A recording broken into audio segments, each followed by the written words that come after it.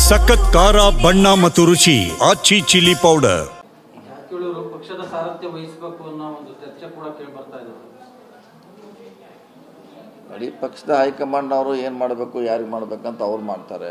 ಈಗ ನಾವು ಹೇಳ್ಕೊಂಡ್ರೆ ಅದಾಗೋದಿಲ್ಲ, ಅಥವಾ ಯಾರು ಹೇಳಿದರೂ ಆಗೋಲ್ಲ. ಪಕ್ಷ 70 ವರ್ಷ ಅನುಭವ ಇದೆ ಪಕ್ಷಕ್ಕೆ, ಸುಮಾರು 100 ವರ್ಷ. ಸೊ ಅವ್ರು ನಿರ್ಧಾರ ಮಾಡ್ತಾರೆ. ನಾವೇ ಅದನ್ನು ಕ್ಲೇಮ್ ಮಾಡೋದ್ರಲ್ಲಿ ಯಾವುದೇ ಅರ್ಥ ಇರೋದು. ನಾವು ಯಾವ ಡಿಮಾಂಡ್ ಮಾಡಿಲ್ಲ, ಮಾಡೋದು ಇಲ್ಲ. ಮಂತ್ರಿಯಾಗಿ ನಮ್ಗೆ ಕೆಲಸ ಒಪ್ಪಿಸಿದ್ದಾರೆ, ಮಂತ್ರಿ ಅಷ್ಟು ನಿಭಾಯಿಸ್ತಾರೆ. ನವೆಂಬರ್ 20ಕ್ಕೆ ಡಿ ಕೆ ಶಿವಕುಮಾರ್ ಡೆಡ್ಲೈನ್ ಕೊಟ್ಟಿದ್ದಾರೆ. ನವೆಂಬರ್ 20 ನಂತರ ಮುಖ್ಯಮಂತ್ರಿ ಬದಲಾವಣೆ ಆಗಬೇಕು ಅನ್ನೋ ಒಂದು ಡಿಮ್ಯಾಂಡ್ ಇಟ್ಟಿದ್ದಾರೆ. ಚರ್ಚೆ ಇಲ್ಲ, ನಮ್ಗೆ ಅದ್ರ ಗೊತ್ತಿಲ್ಲ. ಅದ್ರ ಬಗ್ಗೆ ನಮಗೂ ಕಾಂಗ್ರೆಸ್ ಭವನಗಳ ನಿರ್ಮಾಣ ಪ್ರಕ್ರಿಯೆ ಅವನ್ನೆಲ್ಲ ನಿವೇಶನ ಪಡ್ಕೊಳ್ಳೋದಕ್ಕೆಲ್ಲ ಡೆಡ್ಲೈನ್ ಇಚ್ಚಿ ಲೆಟರ್ ಬರೆದಿದ್ದಾರೆ.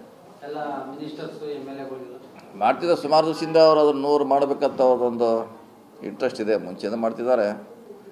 ಈಗೂ ಕೂಡ ಅದನ್ನು ಮುಗಿಸ್ಬೇಕಂತ ಅವರು ಪ್ರಯತ್ನ ಮಾಡ್ತಿದ್ದಾರೆ. ಸಂಪುಟ ಪುನರಚನೆ ವಿಚಾರದಲ್ಲಿ ಚರ್ಚೆ ಮೊದಲೇ ಆಗಿತ್ತು ಅನ್ನೋಂಥ ಮಾತಿತ್ತು. ಈಗ ಅದೇ ಜೊತೆಗೆ ಈಗ ನವೆಂಬರ್ ಕ್ರಾಂತಿ ವಿಚಾರನೂ ಆಗಲೇ ಪವರ್ ಶೇರಿಂಗ್ ವಿಚಾರನೂ ಚರ್ಚೆ ಆಗಿತ್ತು. ಅದು ನೋಡಿ, ನಮಗೆ ಗೊತ್ತಿಲ್ಲ ಅಂತ ನಾವು ಈಗಾಗಲೇ ಒಂದು 10 ಸಾರಿ ಹೇಳಿದ್ದೀವಿ.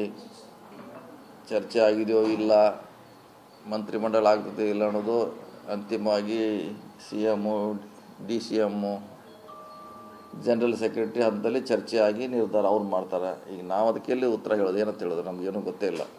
ಸಂಪುಟ ಪುನರಚನೆ ಅಧಿಕಾರ ಯಾರಿಗೆ ಸಿಗುತ್ತೋ ಅವರ ನೆಕ್ಸ್ಟ್ CM ರಾಜಣ್ಣ ಹೇಳಿದ್ದಾರೆ ಸರ್. ಇಲ್ಲ, ಅದ್ರ ಬಗ್ಗೆ ನಮ್ಗೆ ಗೊತ್ತಿಲ್ಲ, ನಾವು ಹೇಳಲಿಕ್ಕಾಗಲ್ಲ. ಈಗ ಯಾರು ಅಧಿಕಾರ ಪಡಿತಾರೆ, ಯಾರು ಆಗ್ತಾರೆ, ಅದ್ರ ಬಗ್ಗೆ ಹೇಳಲಿಕ್ಕಾಗಲ್ಲ. ಯಾಕೆ ನಮ್ಗೆ ಗೊತ್ತೂ ಇಲ್ಲ. ಅದು ಮುಂಚೆನೇ ಹೇಳಿದ್ದೀವಿ, ಅಲ್ಲಿ ಏನು ಚರ್ಚೆ ಆಗಿದೆ ಡೆಲ್ಲಿಯಲ್ಲಿ ನಮ್ಗೆ ಗೊತ್ತಿಲ್ಲ ಅಂತ ಹೇಳಿದ್ದೀವಿ. ಈಗ ಅದನ್ನೇ ಹೇಳ್ತೀವಿ ಅಷ್ಟೇ. ರಾಜ್ಯದಲ್ಲಿ ದಲಿತ CM ಒಂದು ಅವಕಾಶ ಸಿಗಬೇಕು ಅನ್ನುವಂಥ ಕೂಗುಗಳು ವ್ಯಕ್ತ ಆಗ್ತಿದ್ದಾರೆ. ಖುದ್ದು ಪರಮೇಶ್ವರ್ ಕೂಡ ಅವ್ರು ಮಾತಾಡಿದ್ದಾರೆ. ಮುನಿಯಪ್ಪರಾದರೂ ಸಂತೋಷ ಅನ್ನುವಂಥ ಮಾತಾಡಿದ್ದಾರೆ. ಹೇಳಿದಾಗ ಸುಮಾರು ಸಾರಿ ಹೇಳಿದಾಗ ಅವಕಾಶ ಸಿಕ್ಕರೆ ಒಳ್ಳೇದಂತ ನಾವು ಹೇಳಿದ್ದೀವಿ, ಹಿಂದೆಲ್ಲರೂ ಹೇಳಿದ್ದಾರೆ.